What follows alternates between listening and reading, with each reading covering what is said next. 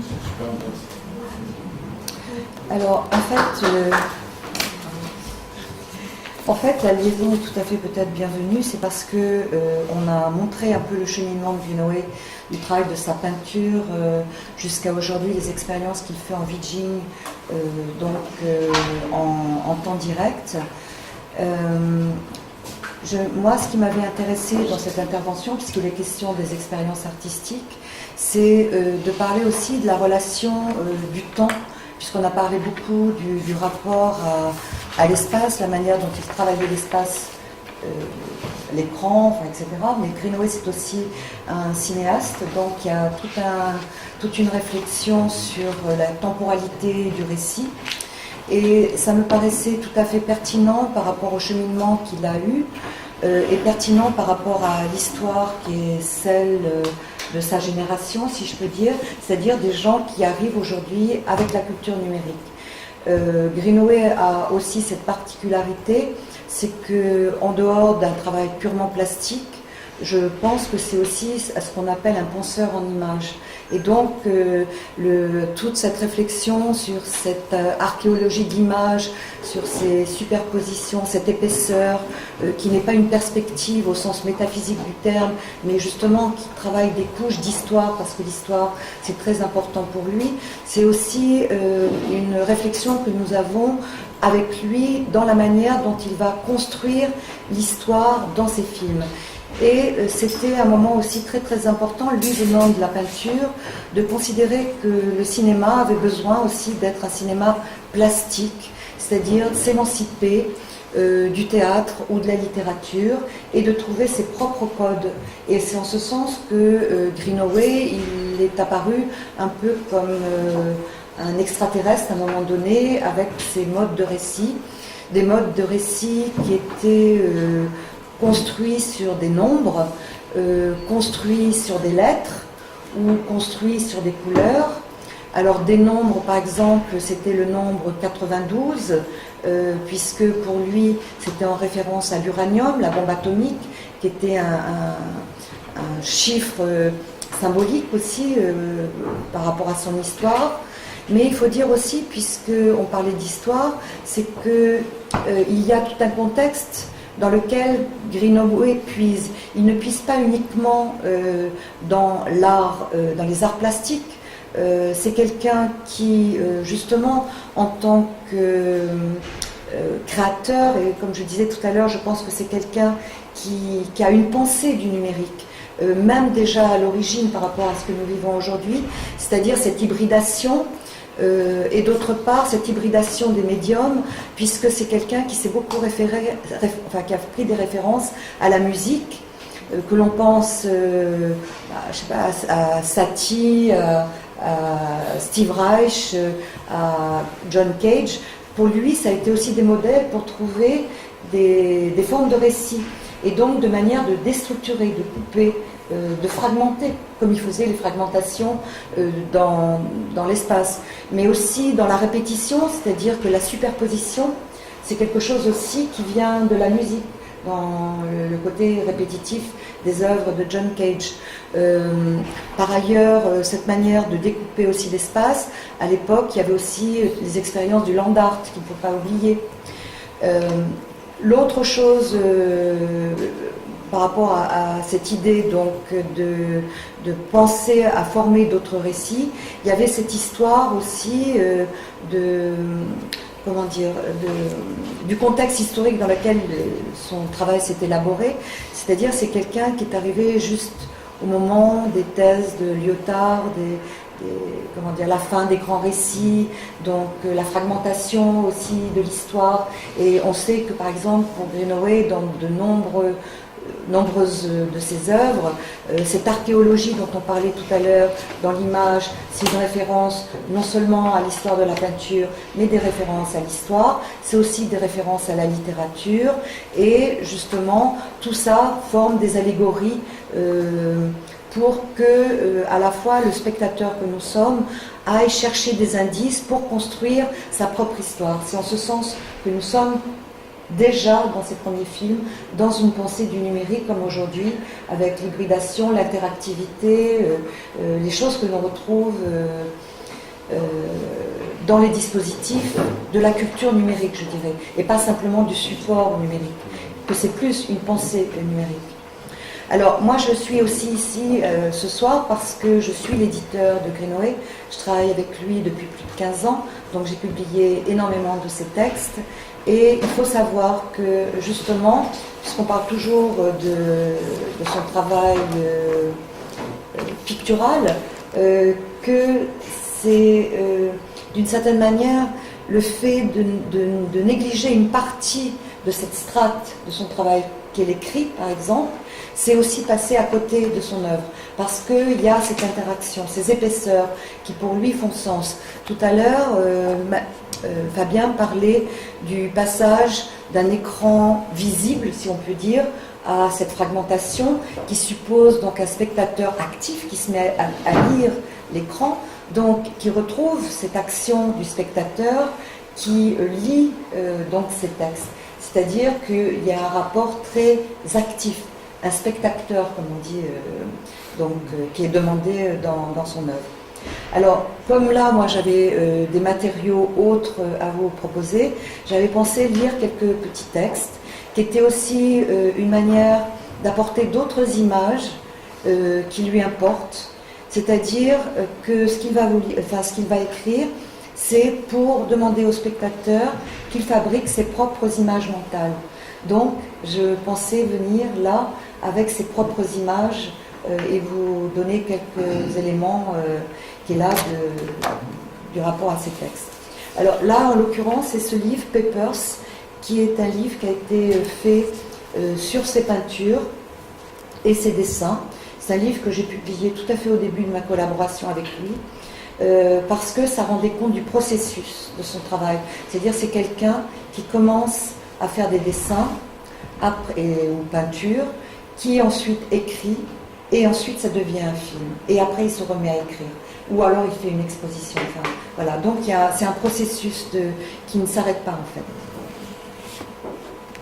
Alors, par exemple, ici il écrit « Cette série de peintures, collages et dessins représente une partie d'un travail de recherche qui pour moi se développe sur un front plus large dans la réalisation de films. De même, pourrait-on envisager un recueil de spéculations littéraires équivalentes. Le double intérêt que je porte à la manipulation des images et des mots est à l'origine de mon enthousiasme pour la mise en scène. J'ose espérer que ce que je tente de faire actuellement en tant que cinéaste dépasse de loin la somme de ces deux activités et ne trouve son aboutissement que dans ce moyen d'expression. Cependant, je ne cesse d'être particulièrement stimulée par les caractéristiques propres à la peinture, au dessin ou à la littérature, caractéristiques qui ne sauraient changer et qui refuseront toujours la traduction cinématographique de leur forme, leur contenu ou leur métaphore. C'est ce que tout à l'heure on vous montrait, c'est-à-dire que en fait la superposition, la juxtaposition de tous ces médiums est pour lui une manière de trouver la meilleure adéquation pour traduire, pour exprimer ce qu'il veut dire, pensant que de toute façon chaque médium a ses limites et que ne peut exprimer qu'un moment de sa pensée. Et justement, par rapport à cela, dans cet ouvrage, peut-être que vous n'avez pas vu, qui s'appelle La Ronde de nuit, puisqu'on disait tout à l'heure que Greenaway faisait moins de films, je pense aussi qu'il fait moins de films, puisque à un moment donné, il avait beaucoup plus de difficultés à trouver des financements pour ses productions, si bien que ce sont des musées, des institutions qui ont financé son travail. Et en l'occurrence, puisqu'il vit à Amsterdam, sur des grands peintres, en l'occurrence Rembrandt, mais ce qu'on pourrait penser être un travail de commande, en fait c'est toujours détourné, et je vous expliquerai tout à l'heure le pourquoi. Mais ce qui est intéressant ici par rapport à cette idée donc, du passage du visible au lisible, c'est ce qu'il dit à propos donc du Rembrandt ici. Le personnage, donc Rembrandt, dit « Je suis aveuglé. Est-ce que j'ai au moins l'air aveugle ? Tous les peintres peignent à l'aveugle. Tous les peintres peignent de mémoire. Vous vous tenez devant une femme et vous la fixez pour pouvoir vous en souvenir. Puis, vous détournez les yeux de la belle femme et vous fixez la toile vide pour mettre à plat ce dont vous vous souvenez. Vous ne voyez plus la belle femme. Elle est juste un souvenir. Vous peignez la femme sur la toile de mémoire. Un peintre peint toujours de mémoire. Alors un peintre, quand il peint, est aveugle. Je peins ce dont je me souviens, pas ce que je vois. Je peins ce que je sais et pas ce que je vois. Comment faire autrement ? Une confession. Et je pense que c'est tout à fait utile de rappeler ça, justement par rapport à ce travail dont je parlais tout à l'heure. Alors, lorsque il a fait donc ce scénario, alors il faut savoir que moi je ne publie pas les scénarios, ça ne m'intéresse pas trop, mais en l'occurrence je le fais seulement avec Greenaway parce que le scénario c'est toujours un moment plein de son œuvre dont on ne retrouvera que une autre organisation en tous les cas dans le film, et puis c'est toujours un bonheur par rapport à la manière dont il écrit, la manière dont il fait justement aussi des images avec les mots, des mots valises, puisque tout à l'heure on parlait des objets valises et des images justement en épaisseur. Eh bien il y a aussi tout ce travail justement archéologique sur le mot.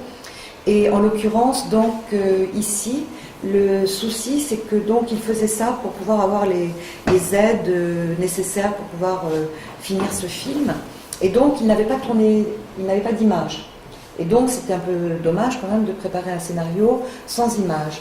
Donc il est parti du tableau et il rend compte de la manière dont il a construit l'histoire de ce tableau. C'est-à-dire on va voir comment il découpe un tableau. Et en l'occurrence, c'est plus tant le tableau de Rembrandt qu'un petit film où il va faire des découpages, morceau par morceau, regarder des détails, comme un enquêteur. Et du coup, le tableau, ça devient presque justement le personnage qui enquête, qui est en train de chercher des indices pour trouver l'histoire qu'il va vouloir raconter. En l'occurrence, là, il avait vu dans ce tableau de Rembrandt que derrière le chapeau, il y avait donc eu un coup de feu. Donc, il est allé regarder dans les archives de l'époque et il s'est aperçu qu'au moment où ce tableau est réalisé, tous les gens qui sont là, en fait, il y a eu un mort.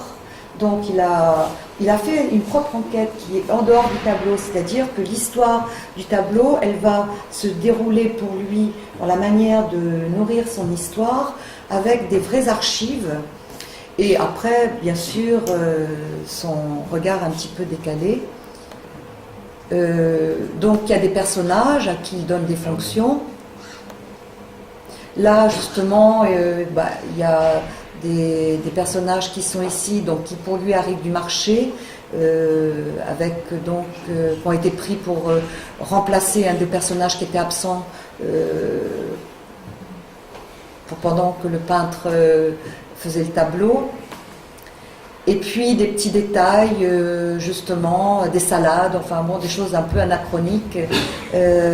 Et donc il donne un nom à chacun de ces détails. Donc tous les personnages, en fonction de leur faciès, des objets qu'ils ont, enfin il leur crée une histoire. Mais cette histoire-là, en fait, il s'est inspiré donc des archives pour essayer de trouver des correspondances. Donc bon, c'est parfois un peu ironique. Alors là, il a justement sur des détails de mise en scène, là par exemple, il y a cette épée qui cache le sexe d'un homme, et en l'occurrence, pour Greenaway, c'était un indice de montrer que ce personnage-là, justement peut-être C'était quelqu'un qui était avec son petit copain qui est à côté, c'était pour cacher sa main. Enfin bon, toujours une histoire un peu de sexe. Il y a même donc l'histoire du chien et donc de ce coup de fusil. On voit le chien affolé au coup de fusil. Et au fond du tableau, dans le noir du tableau, si vous avez l'occasion de le revoir, il a découvert donc dans le noir tout au fond un œil. Et donc c'est l'œil de Rembrandt pour Greenaway. Et donc celui qui est le témoin du tableau en train de se dérouler. Donc en fait, quand on lit ce scénario, bien sûr c'est dans le film, et je trouve que c'est beaucoup plus fort dans cet ouvrage. C'est l'histoire d'un polar en fait. Et un polar auquel il a associé du son, puisque justement il y a l'histoire du coup de feu. Et donc, pour enchaîner sur ces histoires donc, de mise en abîme et donc du son, je vous disais tout à l'heure, Greenaway, donc c'était aussi quelque part un artiste de la pensée numérique. Déjà par rapport au fait qu'il a utilisé les nombres pour construire ses récits. Quand ce n'était pas les nombres, c'était les lettres. Ça a été aussi les couleurs, les aplats de couleurs, comme j'expliquais tout à l'heure. Et là aussi, comme je vous expliquais, c'est que par exemple dans le tableau, il essaie de mettre du son. Et justement, le fait d'écrire, parfois c'est aussi de pouvoir garder cette dimension de quelque chose qu'il ne peut pas donner en fonction du médium, mais qu'il va évoquer. Et là, il fait appel à l'imagination du spectateur pour que le spectateur fabrique lui-même ses outils. Et en ce sens, pour lui, c'est un acte politique, c'est-à-dire de faire en sorte que la personne à qui il s'adresse, ce soit quelqu'un qui soit présent. On parlait du temps présent tout à l'heure, de son travail dans l'immédiateté, ce qui est aussi un des aspects du numérique. Là aussi, c'est un travail d'interface, enfin, avec le spectateur. Donc, il y a une action simultanée qui s'opère. Et donc là, je vais vous lire un passage qui est justement dans un autre livre qui s'appelle Rosa. Il y a longtemps que je m'intéresse à un complot mélodramatique visant des compositeurs. Et je l'ai déjà tant dit et écrit, et de tant de façons compliquées, que je ne sais plus au juste comment les raconter à nouveau. Si bien que j'ai résolu, pour entraîner l'adhésion, de l'écrire sous forme d'opéra, car l'opéra se prêtera peut-être à des concepts et des illusions qui seraient, sous toute autre forme, insupportablement grotesques. Il y a 10 meurtres dans cette conspiration, 10 meurtres de compositeurs. À ce stade, il faut que vous croyiez que 5 d'entre eux sont déjà morts. En petite pompe, les 5 cercueils ont été portés sur scène. Nous devons envisager la mort d'un 6e compositeur. Son nom est Rosa, Juan Manuel de Rosa, presque le même que celui du général, Juan Manuel de Rosa, qui avait massacré 2 millions d'Indiens sud-américains au Brésil en 1857. Charles Darwin, qui avait rencontré Rosa, avait conclu que la politique du général satisfaisait parfaitement les exigences de la sélection naturelle. Je vais décrire la scène. La scène est sur une feuille vierge de papier blanc brillant d'excellente qualité. Sur cette feuille, un faisceau de lumière projeté, qui suit avec bienveillance le mouvement de ma main, trace une courte phrase. Maintenant que vous avez enlevé vos chaussures, pensez à vos pieds, nus sur le sol ensanglanté. Regardez vos mains. Il y a quelques heures à peine, elles tenaient une fourchette. Pensez aux 2 bouches qui chantent, l'élève et la maîtresse. Ce sont peut-être les bouches carnivores. Quand avez-vous mangé de la viande pour la dernière fois? Si vous regardez bien, vous distinguerez peut-être dans la pénombre plusieurs silhouettes qui balaient. Vous en compterez peut-être 10, peut-être chantent-elles, plus probablement elles chuchotent, car ces personnages sont enveloppés de tabliers de cuir, bruns tachés de sang. Ils sont jambes et pieds nus. Il fait très chaud dans ce grenier. C'est maintenant que vous devez être tout à fait persuadé d'entendre une morne complainte pour animaux abattus. Qui sait si la femme assise dans le rang D du public, fauteuil 15, entend le souffle des 100 000 bestiaux qui ont été massacrés dans cet abattoir, si elle sent la laine tiède d'un bovin sur son visage. Cela lui est-il agréable, désagréable? Peut-être devrions-nous décider sur le champ.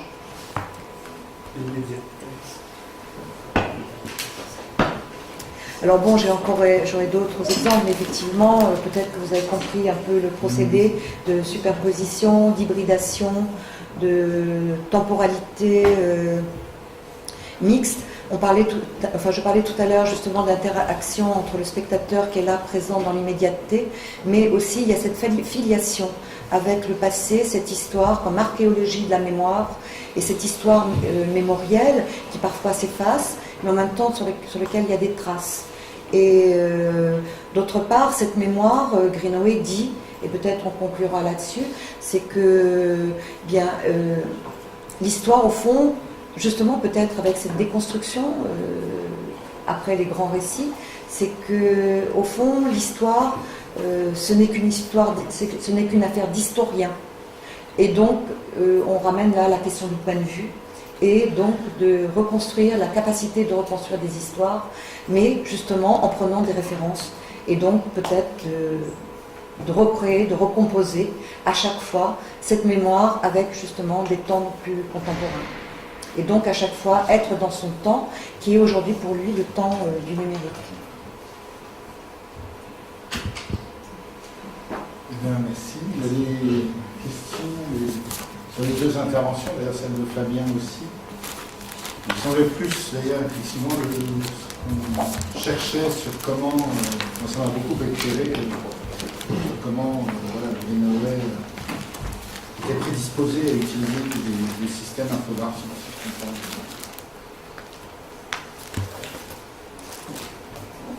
Est-ce que Pierre, pardon, vas-y. Est-ce que vous voulez présenter que avant Prosperos, donc Peter Greenaway s'intéressait au récit, même avec une plastique de fragmentation, et que après c'est plus l'image numérique qui prédominait, qui est le principal moteur de son travail?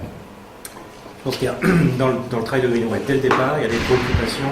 Il se pose la question, comment est-ce que je peux échapper pour structurer un film à quelque chose de narratif? D'où la question des catalogues, des listes, de l'utilisation de chiffres phares comme 92, 100, etc. Donc il va essayer de mettre en place, on est à l'époque de l'art structural aussi. On est à l'époque il y a les films de Hollis Frampton, de Snow, de ces gens-là, c'est des gens qui comptent les photogrammes, qui fabriquent des structures en comptant carrément le nombre de photogrammes pour arriver à des structures très charpentées, très complexes. Et lui, il arrive à ce moment-là dans le cinéma et il se pose ces questions-là. Et alors lui, il le fait de manière plus rigolote, c'est-à-dire qu'il fait ce qu'il appelle des mocking documentaries, des faux documentaires, où il se met en scène lui-même, il met en scène les gens qui font de l'art structural, il se moque de lui en se moquant des autres. Enfin, c'est plutôt très drôle et très truculent si on compare à des films de gens qui font du cinéma expérimental pur et dur de la même époque. Donc c'est plutôt plus rigolo, mais toujours il garde cette question-là et elle va perdurer après le passage au numérique. Donc finalement, c'est des questions qui sont parallèles, qui ne sont pas gênantes. Et tu disais très justement qu'il avait des préoccupations numériques avant le numérique, des préoccupations de comptage comme structure alternative à la narration bête et simple, puisque lui considère qu'en gros, le cinéma narratif dominant, pas dire que c'est n'importe quoi, mais en gros c'est de l'illustration de romans, pas autre chose, et quand le cinéma n'est pas du tout devenu ce qu'il aurait dû être, c'est-à-dire un grand imagier, quelque chose qui fait des propositions plastiques, mais que c'est simplement le suppôt de la littérature en gros, et lui essaye d'échapper à ça. Et il a dit maintes et maintes fois que le cinéma était mort et qu'il fallait passer à autre chose. Il y a une dimension qu'on a oubliée justement quand on parle de cette distanciation ironique, c'est que Greenaway, tout son travail est marqué par les jeux. Et c'est quelque chose de très important pour lui. Et justement, je parlais du numérique, donc effectivement aussi cette relation au jeu. Et aussi à l'enfance. Et donc, c'est des choses dont il parle dans un livre ici, qui s'appelle Fear of Drowning by Numbers, qui est la suite de Drowning by Numbers. Et c'est un peu un livre à la Roussel où il explique comment il a fait ce livre, Drowning by Numbers, où il met en scène aussi les enfants, un petit garçon que l'on voit tout au long de ses films, et au fond, il dit, bah, c'est mon personnage qui a grandi. Et donc, ce personnage, il est toujours avec des jeux. Voilà. Et donc ça, c'est aussi le côté ironique de Greenaway, qui travaille beaucoup justement sur le vivant, mais aussi très préoccupé par la mort. Donc la distance et le jeu. Et voilà, le temps que nous sommes là, eh bien, jouons, au fond. C'est un jeu sérieux, un serious game, dirait-on aujourd'hui. Est-ce que vous avez pu dégager des règles de composition ou de non-composition dans ces œuvres? On a parlé de la perspective à un moment donné, vous avez réutilisé, il a réutilisé des formes de perspective en détournant la perspective linéaire, ou alors des perspectives avec des points de vue très différents, comme dans la peinture cubique. Est-ce qu'il y a des règles de ce type qui sont remarquables, entre parenthèses? Dans toute son œuvre graphique, qu'elle soit filmique ou qu'elle soit picturale, très souvent, il met l'accent, lui, il le dit et on le constate, sur la symétrie, sur la question de la symétrie. Il y a une obsession de la composition équilibrée et de la symétrie, y compris qui transpire dans les thématiques abordées. Je pense à des films comme Zo, qui est sur la gémellité, sur des questions comme ça. Très souvent, on retrouve cette question de la symétrie, elle est thématisée et elle est visible à l'écran ou éventuellement sur les peintures. La question de la symétrie revient très souvent. Oui, mais justement pour être déstabilisé. Il y a toujours un incident dans quelque chose qui est très construit comme ça et qui déstabilise l'œuvre. Et c'est pour ça aussi qu'on dit, on a surtout parlé de Greenaway comme un maniériste, mais justement, je pense qu'il y a aussi une dimension peut-être plus festive, enfin, je dirais. Oui, c'est quelqu'un qui a un humour fou aussi, donc il s'amuse évidemment beaucoup avec les règles en général.